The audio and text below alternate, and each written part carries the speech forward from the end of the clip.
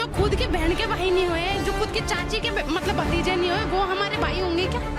कह रहे चाचा, अच्छा चाचा सलट गया, चाची के साथ सो जाओ, ये नीयत है उनकी। वो आपके एक हिंदू बहन को भगा रहे हैं, आप उनके हरामखोरों के 100 को भगाओगे तुम, जब जाकर शांति आएगी।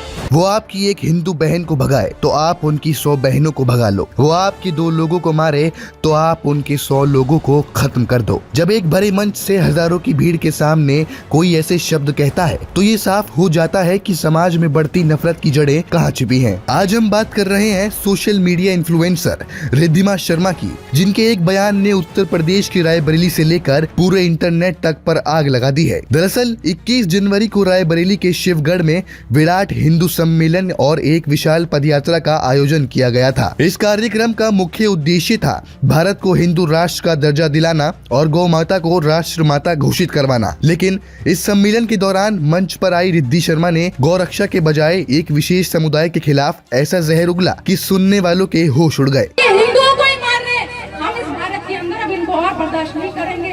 अगर वो आपके 2 लोगों को नहीं मार रहे, आपके दीपू चंद्र दास को जिंदा जला रहे, आप उनके 100 लोगों को खत्म करोगे, तब जाकर शांति आएगी।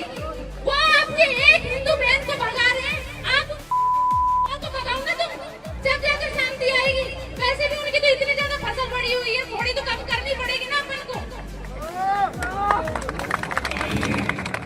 तो मेरी जितनी भी माताएं बहनें, उनसे मेरा एक ही अनुरोध रहेगा कि भाई आप लोग पूरा घर चलाते हैं, आदमी देखो कमाई करके घर लेकर आता है पैसा, लेकिन आप उसको पूरा मैनेज करते हैं। इन मुसलमानों से अगर आप उन्होंने बांग्लादेश में हुई हिंसा का जिक्र करते हुए भारत के एक ही समुदाय के खिलाफ खुलेआम हिंसा भड़काने की कोशिश की। रिद्धिमा शर्मा के इस बयान के बाद सोशल मीडिया पर लोग रायबरेली पुलिस और प्रशासन की चुप्पी पर सवाल उठा रहे हैं। यूपी कांग्रेस ने इस वीडियो को साझा करते हुए तीखा हमला बोला है। कांग्रेस का कहना है रिद्धिमा शर्मा ने मंच से जो जहर उगला है उसे भाषण कहना कानून की तौहीन है। जब सरेआम कत्लेआम की बात हो रही है तो गिरफ्तारी में इतनी सुस्ती क्यों? हैरानी की बात तो ये है कि जिस वक्त ये भाषण दिया जा रहा था सुरक्षा के लिए पुलिस बल वहीं मौजूद था, लेकिन भड़काऊ बातों को रोकने के बजाय वहाँ तालियों की गड़गड़ाहट गूंज रही थी। रिद्धिमा शर्मा राजस्थान के जयपुर की रहने वाली एक सोशल मीडिया इन्फ्लुएंसर है। वो खुद को कट्टर सनातनी बताती हैं और अक्सर हिंदू संगठनों के कार्यक्रमों में नजर आती हैं। ये कोई पहली बार नहीं है जब उन्होंने विवादित टिप्पणी की हो। इससे पहले भी वो दूसरे धर्मों के त्योहारों और विपक्षी नेताओं पर अपनी तीखी और नफरती बयानबाजी के लिए चर्चा में रह चुकी हैं। जो खुद के बहन के भाई नहीं हुए, जो खुद के चाची के मतलब भतीजे नहीं हुए, वो हमारे भाई होंगे क्या? कह रहे चाचा,